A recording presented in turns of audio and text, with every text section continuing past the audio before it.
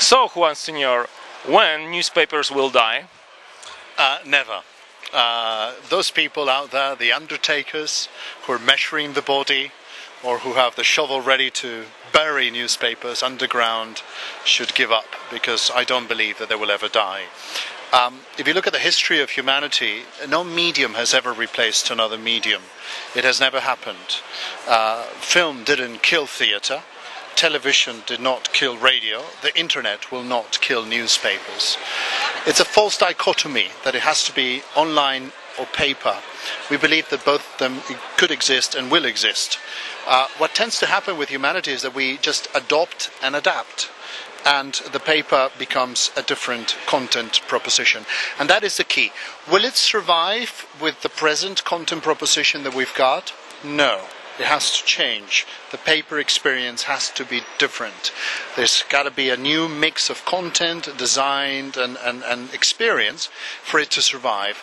But will it die? No, it will not happen. The same way that even if we have e-readers, etc., the paper experience of books will not die. There's no demonstrable evidence that this has happened in the past with any other platforms. Perhaps the only platforms that died, and these are not mediums, these are platforms of communication, are what? The telegram, the fax machine, smoke signals, or the carrier pigeon.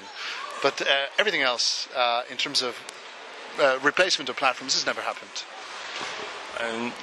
Now newspapers are not only only papers, but still news. There are several new platforms which we should be open to.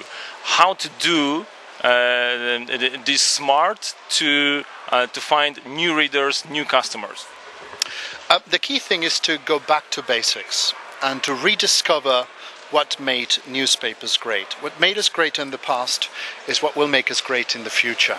And we need to, in fact, rediscover the soul of our newspapers.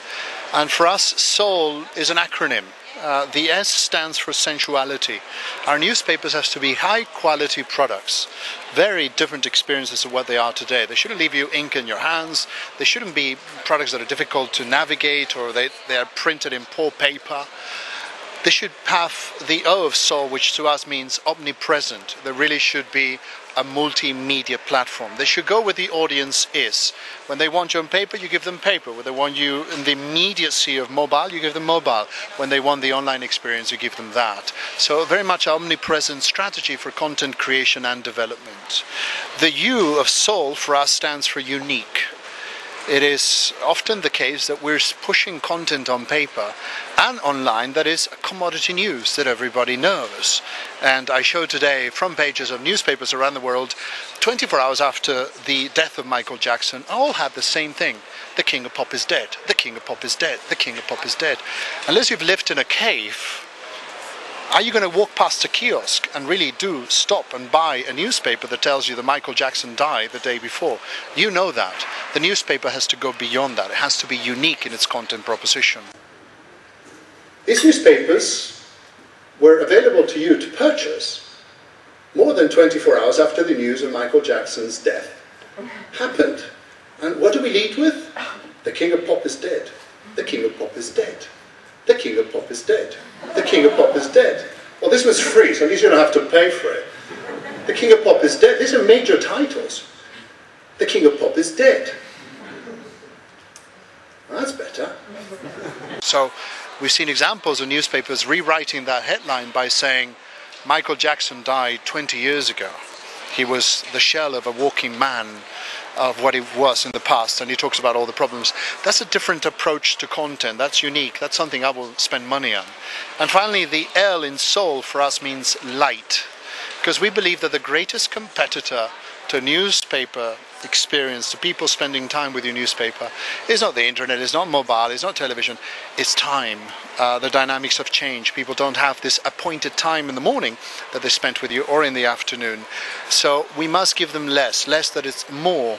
So more compact content in a faster reading experience, a daily reading experience. Our experience is that a lot of frustration people with newspapers is the fact that they cannot finish it. And we go out to Starbucks and you buy a latte, venti, a large one, and you cannot finish it. eventually you stop buying it. You will downsize, you will get a smaller one, or you will say, what's the point? Why am I spending money on coffee here? So we have to be very aware that time is a critical issue that needs to be incorporated into the design and the conceptual navigation of our newspapers. So that's what I mean by soul: sensuality, omnipresence, uniqueness, and being light. All of these ideas sounds very smart, as usual, from innovation. But the question is, where's the money? Indeed, where's the money? Well, we have launched 3 newspapers in the last 6 months, and they're doing phenomenally well. Liberación has gone up 12%.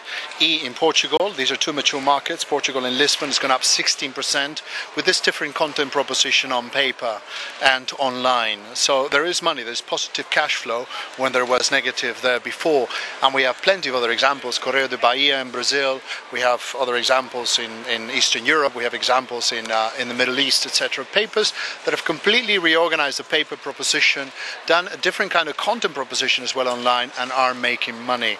So there is money to be made, and inevitably you have to increase the price.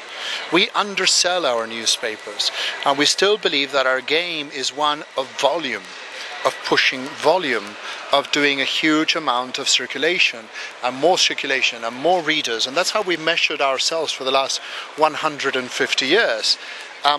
The fact is that a newspaper that today costs 50 cents, in our point of view, should really cost €2.50. You should increase the price 5-fold if necessary, but if you offer something entirely different. So we believe paper will survive, but as a premium product, not as a mass medium that it used to be.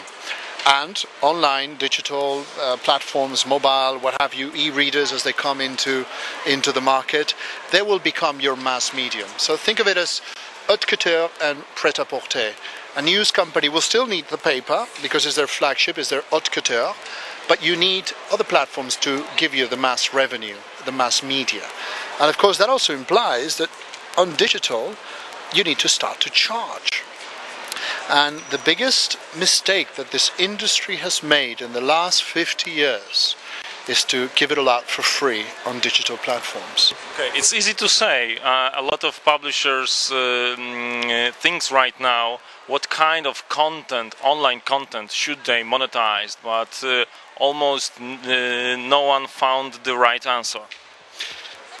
They haven't found the right answer because they're not really exploring it in earnest. This discussion has just begun. We made the mistake 10 years ago of creating paywalls.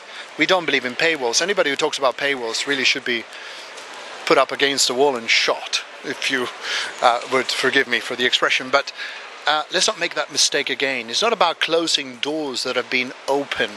It's about creating new spaces in the house where you have the audience. So it's about freemium. It's about giving them tasters, appetizers that lead them to bigger experiences where they can indeed spend time with you and devote time. And everybody, of course, puts up the models of the business papers, and that's a false example because the consumer doesn't pay for the business journalism. It's the company that pays for that subscription. The challenge is how to get people who had the content for free in the past to pay for it now. So you must create different experiences, such as street reports telling you how many burglaries in your streets, how many break-ins, what's been the price of houses going up and down in history, who lives in that street, interesting things that have happened in it. School reports, doing journalism about schools. People will pay €5 to have a good journalistic report about where to send your kids to school. The real story about what is the best school. Reports about plastic surgery. Lots of people make that decision every year. Real journalism about who are the best doctors, what is the best treatment, what's good value for money.